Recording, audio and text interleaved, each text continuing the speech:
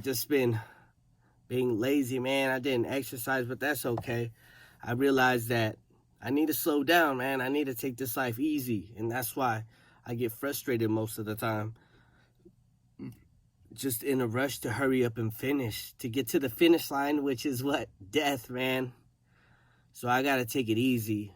Aside from that, I just played with my nephew, spent some time with my dad, and it was really good yesterday to release and just like speak freely from my mind, because I know I'm holding back a lot of things, and the deeper I dig into my subconscious, I know one day I'm going to be free from this. At least that's what I hope, man. I hope to be free, but I guess a lot of us won't, at least me, I won't be able to reach that until we're close to the grave, because none of us are going to leave here without being perfect. We're all growing just like a wheat. I've always had a fascination with fiction, man. The people who were creating the chaos.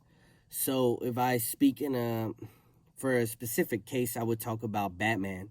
So the Joker, what I loved about him was he was that agent of chaos. He was bringing disorder, but at the same time, he was inspiring people to bring order into the world. Now, what I'm not suggesting is that anarchy is good, but in these books, anarchy is more symbolic. In the comic books, or if you see the portrayal of the Joker in the Batman movies, I think what it's talking about is like breaking the norm, because that's what the Joker is doing. He's breaking the rules in unconventional ways, and we could see this in many cases in the world. For example, the Steve Jobs, Steve Bezos with Amazon, and even Netflix. There were all systems in place before these people came, these giants, but they came with a revolutionary idea that was going to break the norm. All their empires served to be a tremendous service, looking beyond themselves, trying to help the younger generations grow and continue to develop and prosper. So one of the things that I really like about the Joker is that he's free in all the ways that I'm not. A lot of us that we are not. There's something about this world that whenever we are attached to something, it seems to tell us to become unattached. So, for example, let's say cigarette smokers. Whenever people start smoking cigarettes, those same cigarettes in turn kill them slowly. And the more you are attached to them, meaning the more you keep smoking, you're more attached to that vice, it leads you slower and slower to death. So, if you look at the movie, the Dark Knight, the Joker says that when he's in the interrogation room with Batman, and Batman is trying to scare him into finding out where Harvey Dent and Rachel Dawes are, he starts to physically attack them, but the Joker says that there is nothing with which he could basically used against him, because he is free in all those ways. And there's a big lesson there that we need to let go of all the attachments that we have to this world, because people will in turn use that against us. For example, and this might be controversial, but if you look at a lot of drug dealers, for example, these people, they run these criminal enterprises, and in the end they end up getting caught because mostly they use their families against them. So let's say El Chapo, right? They get his wife, and now they tell his wife, okay, we're going to take away your kid unless you tell us where he is. And because she has a strong attachment to her children, which she should have, but she gives up her husband. So this is just an example. It's not like what had happened. I'm not too sure how that whole situation played out. But there's a lesson there as well, that all of the things that we own end up owning us, or even the things that we come too attached with. If we're parents, our kids end up growing up and they end up being ungrateful for the things that we did, and they hurt us with their words. If you work somewhere and you're too attached to your job, you will be unappreciated and neglected at that job. No one will look at how much you try. And I wish there was an easy way that I knew how to get rid of it, but that's the lesson there, though. I guess knowing that we shouldn't become too attached might even help us, even if it's just a little bit, just knowing that.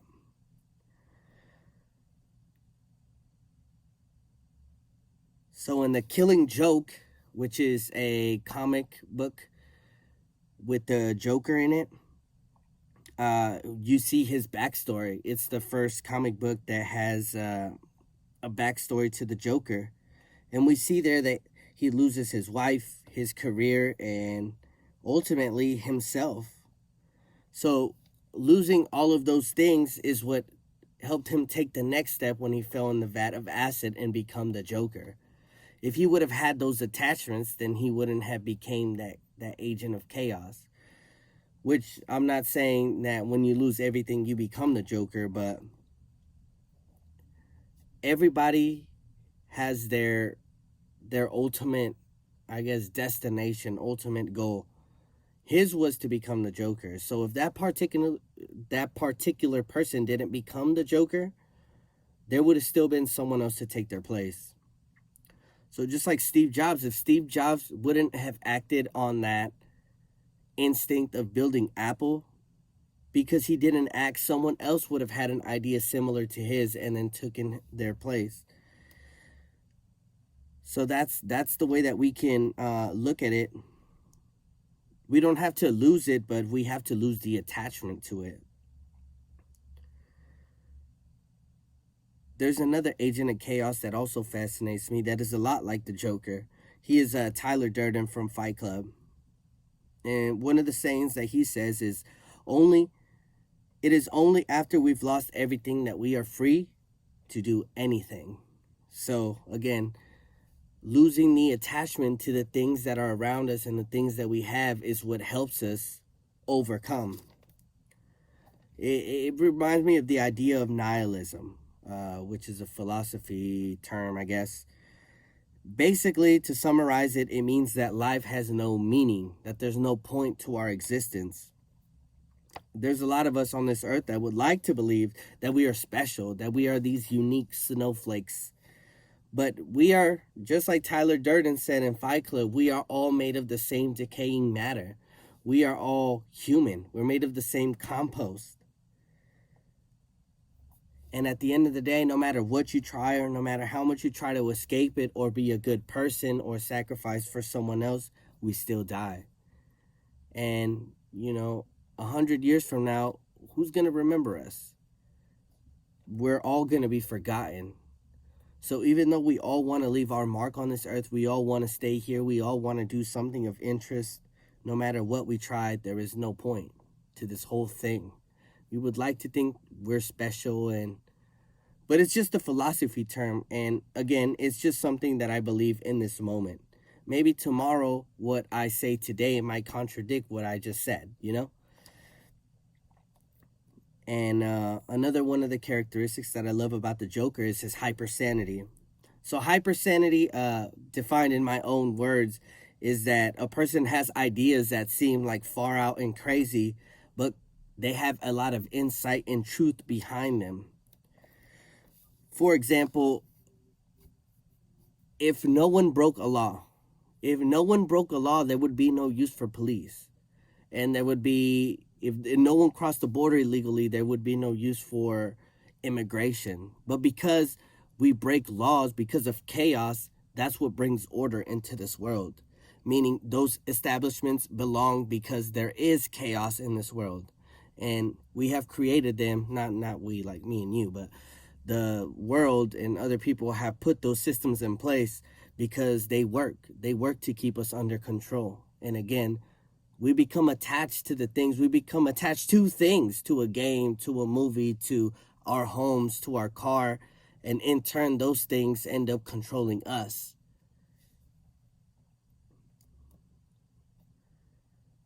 So as I would suggest to everyone to find someone that is free in the ways that we are not. But I gotta warn you, man, as soon as you find someone that is free in the way that you're not, they're gonna seem crazy. Like that hypersanity I talked about before. For example, I'm really attached to my family and I'll do anything for them. But one time my older brother, like he isn't attached, he had told me to not be so attached, not sacrifice the things that I'm doing for their well-being, which to me seemed like an absurd idea. But now that years have passed, I've seen the toll that it's taken upon me, the stress that it causes me, and the weight that he doesn't have to carry because he is free in the ways that I am not. So if one of us can find somebody that is free in the way that we are not and ask them for insight, then we can look back on that, maybe time later or maybe a couple days, hour later, and see that that person had that kernel of truth, even though they seemed crazy at the time. So when I spoke of the idea of nihilism, that there's no point to anything, I think that even though there's no point, there is a reason, if that makes sense. It might seem contradictory, but if you think about it, not all of us are going to make it to heaven, no matter what we think, if we believe in heaven after this earth. A lot of us, no matter what we try, we are going to fall short. We're going to fall short, and I mean, why be surprised then? We need to understand that we might not do it, but that doesn't mean because there's no reason for us to be alive or suffering through this existence, it doesn't mean we can't give ourselves meaning. So, I mean, in one way, I think that we could free ourselves from those chains is to be of use. We can guide those people, whoever God's children are, and I mean, live our life purposefully according to what we think is correct. So there's a lot of other things that I think that we could learn from the Joker, but those are the main ones I wanted to speak about. If you guys go and look at the comic books, look at the movies, you'll see that even though he's crazy, there's a lot of truth behind what he is talking about. And the biggest lesson and the biggest takeaway is that we need to start losing the attachment to the things that we have. We could lose anything in a second. There could be an earthquake here in California where I live and my house could fall down. But if I'm too attached, then I will be hurt. But if I'm grateful for what I have, and it's okay if it gets taken away, like I'll be grateful even if I get to sleep in dirt. You know what I mean? Well, anyways, that summarizes for what I have to say for today. Hopefully you guys enjoyed that. Leave any comments in the comment section if this resonated with you, or maybe some ideas or something else that I could look at. And make sure to subscribe, and I'll catch you guys on this one. Peace out.